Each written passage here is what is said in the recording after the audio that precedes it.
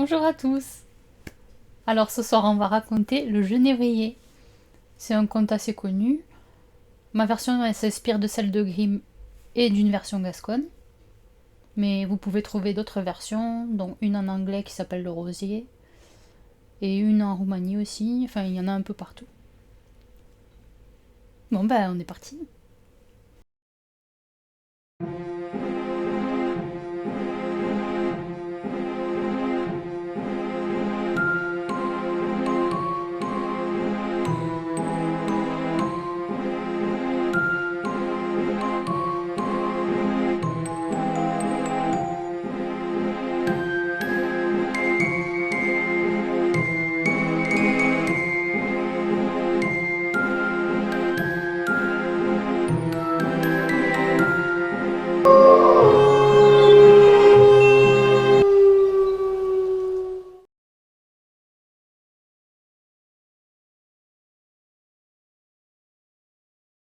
Un couple, un cop nero pas.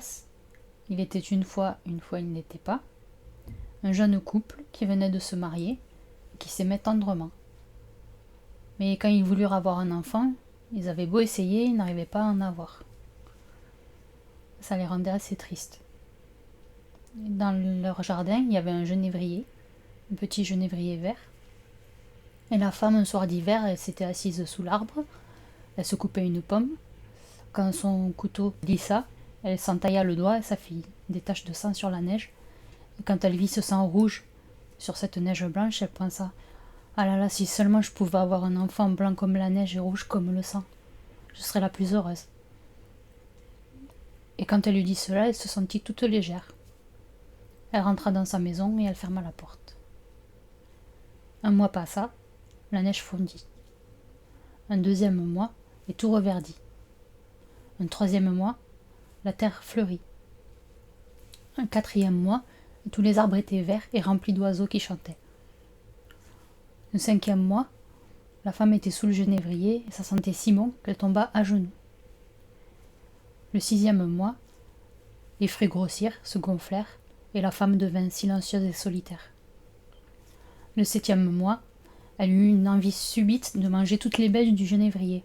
Elle les dévora, elle tomba très malade. Elle dut s'aliter. Le huitième mois, elle fit venir son mari près d'elle et elle lui dit: mon homme, je vais mourir. Enterre-moi sous le genévrier quand je serai morte, et surtout veille bien sur notre enfant. Hano serás obéido, femme, tu seras obéie. Et le neuvième mois, elle mit au monde un petit garçon, magnifique, blanc comme la neige, rouge comme le sang. Elle le vit, elle sourit, et elle s'endormit, pour toujours. Son mari la pleura, il la pleura longtemps, puis un peu moins, puis de moins en moins, puis plus du tout. Et il finit par se remarier avec une autre femme, jeune elle aussi, qui lui donna une fille, Mariette. La femme, elle adorait sa fille, mais elle détestait le petit garçon. Elle lui faisait mille misères, il n'avait pas un instant de répit. Dès qu'il rentrait à la maison, il avait beau se faire tout petit, il prenait toujours trop de place. Il dérangeait toujours. Un jour, alors que le petit garçon était à l'école et Mariette était seule avec sa mère à la maison, elle demanda à sa mère une pomme.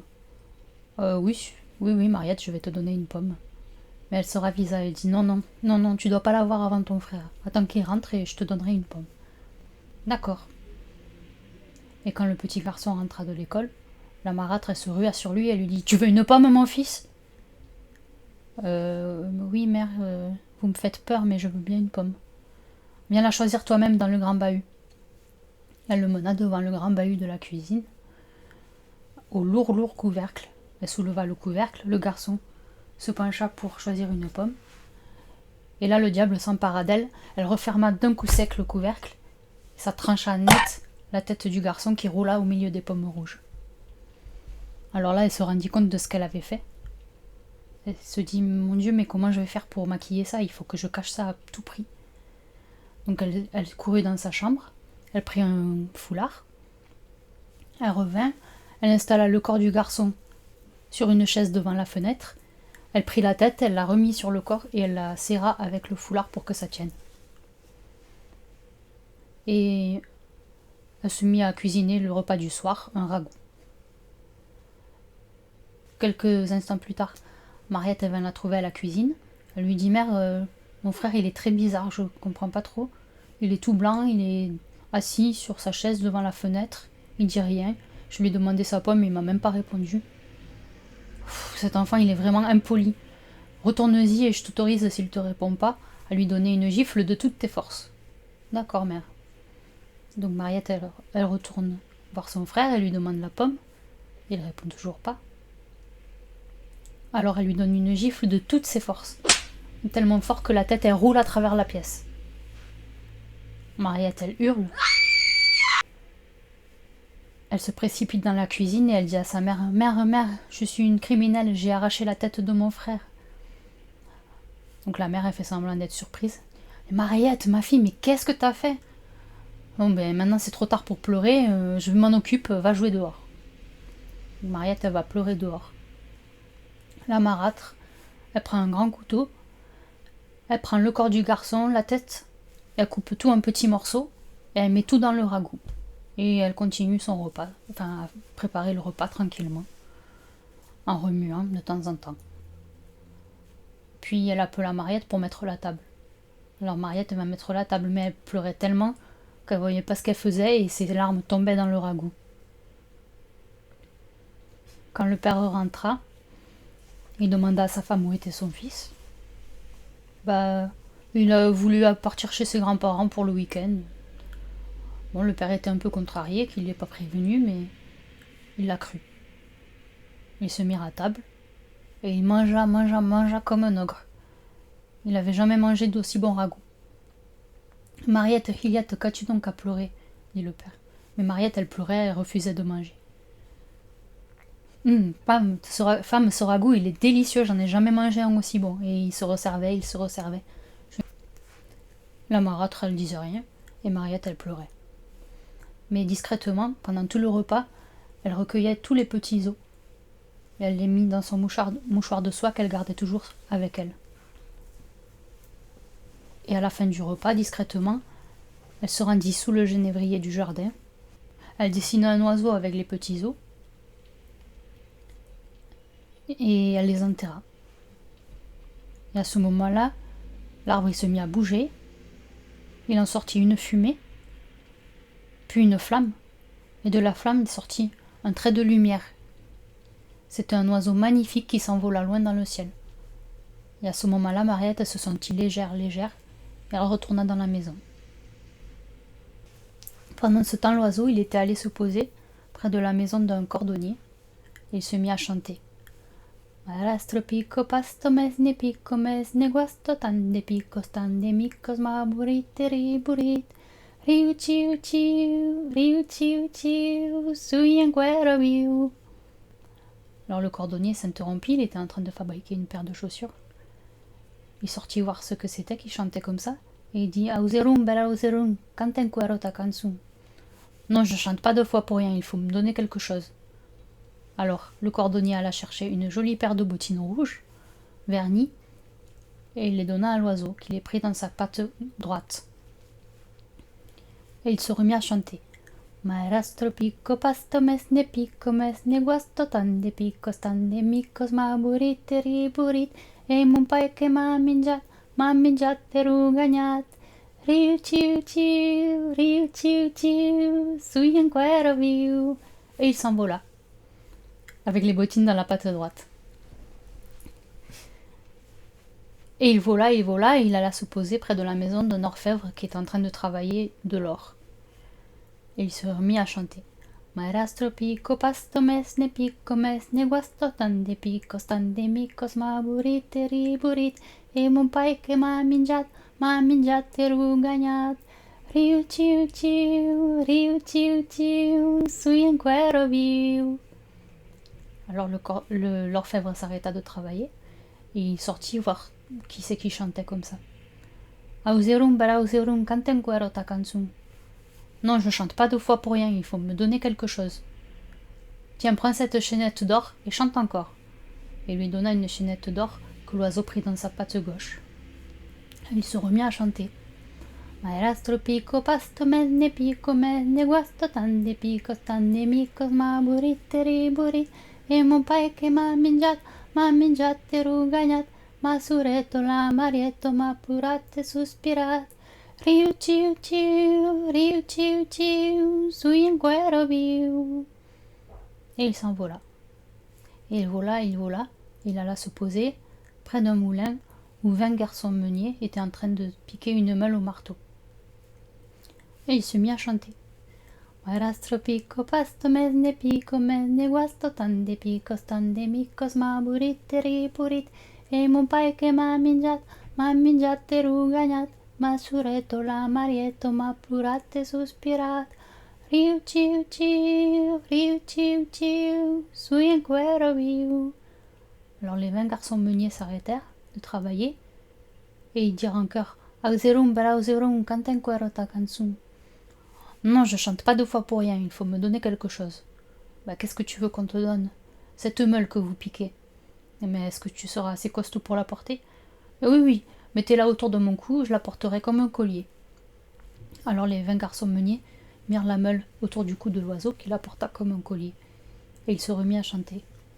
Maestro pico pasto mesne guasto tande picos tande micos ma buriteri burit e mon pai che m'ha mangiate rugagnat ma suretto la marietto ma plurate sospirat ende baddu ginnebre terra ma enterat riu ciu sui un cuero viu. Et il s'envola. Et il vola longtemps. Il alla se poser sur le toit de la maison de son père, où Mariette, le père et la mère étaient attablés pour le repas. Et tout d'un coup, le père dit je me sens léger tout à coup, c'est bizarre. Et la mère dit moi, je me sens angoissée, je sais pas pourquoi. Et Mariette, elle pleurait. Alors l'oiseau alla se poser sur le genévrier du jardin. Et le père dit ouais, je me sens vraiment léger aujourd'hui, c'est une super journée. Ah non, moi pas du tout, dit la belle-mère. Moi, c'est une horrible journée. Et Mariette, elle pleurait. Et l'oiseau se mit à chanter. Maestro pico pasto mesne guasto. Ouah, femme, viens voir dehors le magnifique oiseau qui chante. Comme il chante bien. Non, je m'en fiche des oiseaux, moi. Laissez-moi tranquille. Tande picos, tande micos, ma buriteri burit. Ah, il faut que je sorte voir cet oiseau, dit le père. Alors il sortit, et au moment où il passait la porte, l'oiseau laissa tomber à son cou la chaînette d'or. Le père rentra tout content dans la maison, il dit Femme, regarde le beau cadeau que le bel oiseau m'a fait. Tu devrais y aller toi aussi. Non, hors de question que je sorte voir cet oiseau. Et mon pai che m'ha mangiate rugagnat. Bon, Mariette, elle se leva, elle décida d'y aller elle aussi. Elle sortit, et l'oiseau laissa tomber à ses pieds les 2 bottines rouges. Elle les mit, elle lui allait parfaitement, elle se mit à danser. Mère, regardez le beau cadeau que le bel oiseau m'a fait. Vous devriez y aller vous aussi. Oh, certainement pas. Ma suretto la marietto ma plurate suspirat ende bandu ginnebre terra ma enterat riu ciu sui un cuero viu. Alors la marâtre, elle était tellement mal, elle savait plus comment faire pour respirer, elle voulait se déchirer la poitrine, elle avait l'orage, comme un orage dans les oreilles et dans le cerveau. Et elle était tellement mal que pour prendre de l'air, elle voulut sortir. Mais à peine elle eut passé le seuil de la maison, on entendit un grand BAM. L'oiseau avait laissé tomber la meule qui avait écrasé la marâtre sur le cou. Alors, au bruit que ça fit, le père et Mariette sortirent voir ce qui s'était passé. Ils virent la marâtre morte écrasée devant eux. Et loin devant eux, ils virent de la fumée s'élever. Puis une flamme sortit de la fumée. Et un oiseau magnifique s'envola et disparut pour toujours. Et alors devant eux se tenait le petit garçon qui les regardait en souriant. Il s'avança vers eux, il les prit par la main, et ils rentrèrent tous les 3 dans la maison pour terminer le repas. Et tric tric mon conte est fini, et tric trac Mon conte est Akabat. Alors dans ce conte, ce qui est intéressant, c'est qu'il mélange des motifs à la fois très anciens et d'autres plus chrétiens, on va dire. Dans les motifs très anciens, on a les os qui contiennent l'âme dans beaucoup de sociétés ancestrales. On a le démembrement. On a le démembrement et la cuisson qui sont souvent propices à la résurrection dans les sociétés soit chamaniques, soit animistes. Pardon. On a l'oiseau qui représente l'âme depuis très très longtemps. On a le sang qui représente la vitalité. On a l'arbre qui représente l'arbre du monde. On a les bottines rouges qui représentent aussi la vitalité. Pour moi, c'est un thème pré-chrétien qui rappelle la couleur du sang, qui sert en plus à danser là, dans ce conte-là. Et qui est pour moi pré-chrétien, puisque souvent dans les contes christianisés, les bottines rouges c'est un mauvais signe, alors que là elles ont un rôle plutôt positif. Dans les motifs christianisés, on a la meule qui représente le châtiment divin.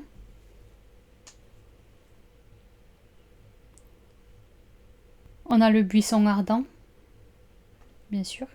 L'arbre épineux qui rappelle les épines de la couronne du Christ, par exemple. L'arbre qui est toujours lié à la résurrection, hein, comme dans les thèmes pré-chrétiens. L'arbre épineux, d'autant plus comme le sapin. Et sinon, on a la pomme, qui a un motif un peu plus complexe, parce qu'il est à la fois chrétien et pré-chrétien. Pré-chrétien, il représente la mort, le pays d'Avalon, chez les Celtes. Il représente le savoir, la sagesse, la vérité. Et ensuite, chez les chrétiens, le savoir aussi, et le fruit défendu, le péché. Sur ce conte, on voit justement que c'est un conte qui arrive à mêler des éléments très très archaïques avec des adaptations aux différentes époques et donc après la chrétienté. Et on peut le rapprocher, ce conte, de Blanche-Neige. Bon, pour le motif du blanc comme la neige et rouge comme le sang. Pour le motif de la mère qui cherche à détruire la jeunesse, on va dire. On a Hansel et Gretel. Pour les deux enfants qu'on cherche à éliminer. Et on a le thème on a L'Os chanteur aussi, qui est un conte qui revient souvent sous d'autres noms, L'arbre qui chante. Là j'ai que celui-là en tête, mais il y en a d'autres titres. Et on a le thème de l'oiseau qui chante les vérités ou qui guérit, qui est souvent lié à l'eau de la vie ou à la pomme. Donc là, on a tous ces thèmes-là, tous ces motifs-là rassemblés. Donc c'est un conte à la fois qui a été christianisé, mais qui reprend encore beaucoup de motifs pré-chrétiens et très anciens. Voilà, j'espère que ce conte vous a plu, et puis on se retrouve bientôt pour un nouveau conte. Au revoir.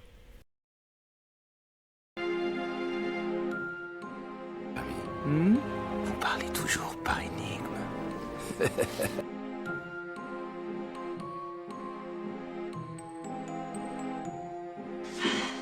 Sentez comme ça s'enfile le bois.